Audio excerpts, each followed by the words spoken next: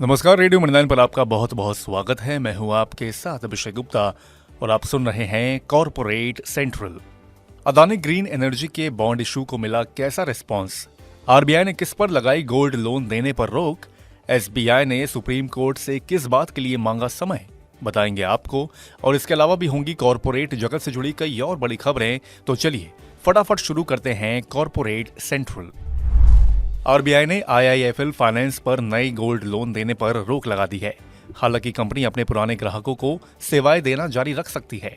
Company के gold loan portfolio में नियमों का उल्लंघन किया गया है। पोर्टफोलियो में सुपरवाइजरी गड़बड़ियां मिली हैं। लोन टू वैल्यू रेशियो में नियमों का उल्लंघन किया गया है। आरबीआई की ओर से कंपनी के कामकाज का स्पेशल ऑडिट किया जाएगा, जिसके बाद लगाए गए प्रतिबंधों की समीक्षा होगी। आरबीआई की कार्रवाई के चलते आज आईआईएफएल फाइनेंस का शेयर 20% के निचले सर्किट पर 477 रुपए 75 पैसे के स्तर पर बंद हुआ। टाटा मोटर्स के शेयर ने दिन के दौरान 1065 रुपए 60 पैसे की रिकॉर्ड ऊंचाई को छुआ था। दरअसल बोर्ड ने अपने कारोबार के दो अलग अलग लिस्टेड कंपनियों में डीमर्जर को मंजूरी दे दी है। एक कंपनी में सीवी कारोबार और उससे जुड़े निवेश होंगे और दूसरी कंपनी में पीवी, ईवी, जेएलआर और इनसे जुड़े निवेश होंगे। डीमर्जर की ये प्रक्रिया पूरी होने में 12 से 15 महीने का समय लगेगा। डीमर्जर की घोषणा के बाद ही शेयर ने रिकॉर्ड ऊंचाई को छुआ।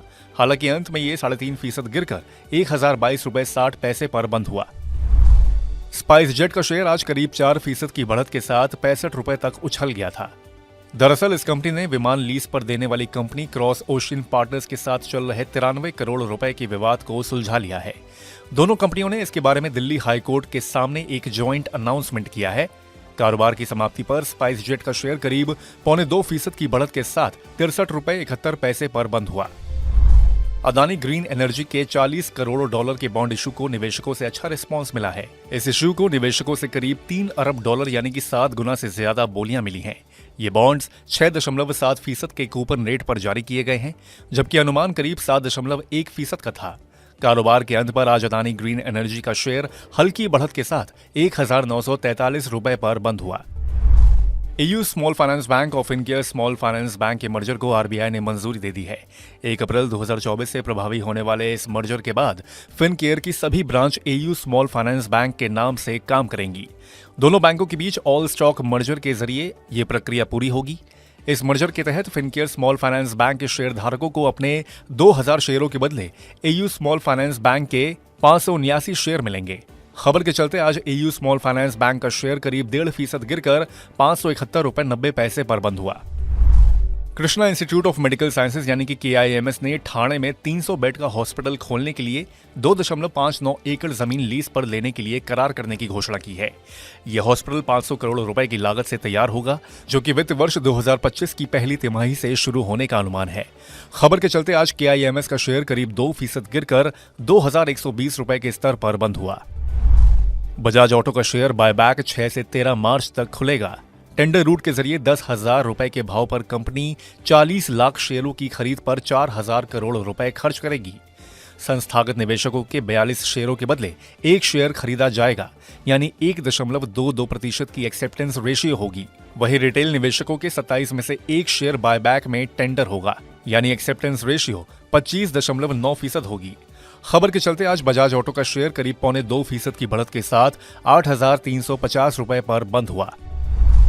दिवालिया प्रक्रिया से गुजर रही कंपनी लैंको अमरकंटक पावर के बैंकों की समिति यानी कि सीओसी ने अदानी पावर के रेजोल्यूशन प्लान को मंजूरी दे दी है।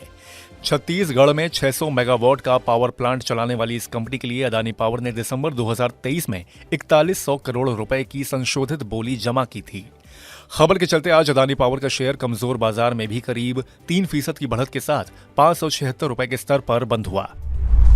पश्चिम और दक्षिण भारत में मैकडॉनल्ड्स रेस्टोरेंट की चेन चलाने वाली company west life food world ने कहा है कि फूड रेगुलेटर FSSAI ने मैकडॉनल्ड्स इंडिया की ओर से इस्तेमाल किए जाने वाले चीज को 100% रियल चीज के रूप में सत्यापित किया है, यानी कि कंपनी को FSSAI से क्लीन चिट मिल गई है। कंपनी की ओर से कुछ बर्गर और नगेट्स में चीज के विकल्प का उपयोग करने का आरोप लगने के बाद इस रेस्टोरेंट चेन ने पहले महाराष्ट्र में अपने मेन्यू से चीज शब्द को अस्थायी रूप से हटा दिया था।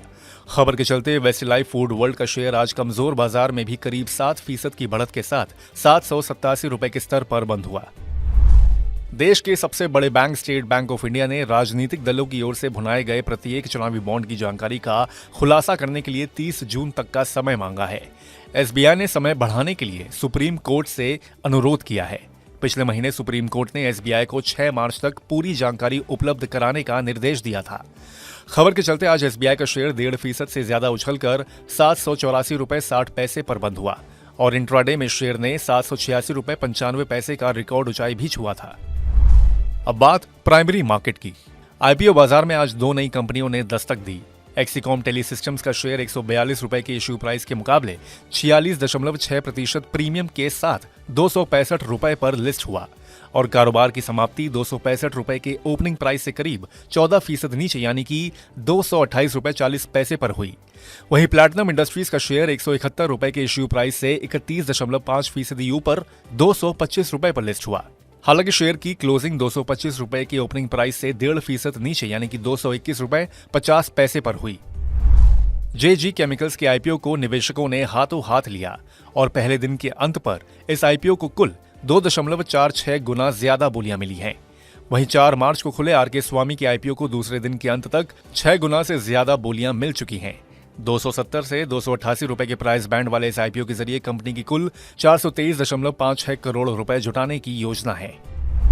तो आज के कॉर्पोरेट सेंट्रल में बस इतना ही। ये पॉडकास्ट आपके लिए तैयार किया है हमारे सहयोगी संदीप ग्रोवर ने। बाकी बिजनेस, पर्सनल फाइनेंस और कॉर्पोरेट जगत से जुड़ी और खबरों के लिए सुनते रहिए रेडियो मनी 9 और डाउनलोड कर लीजिए हमारे मनी 9 ऐप को।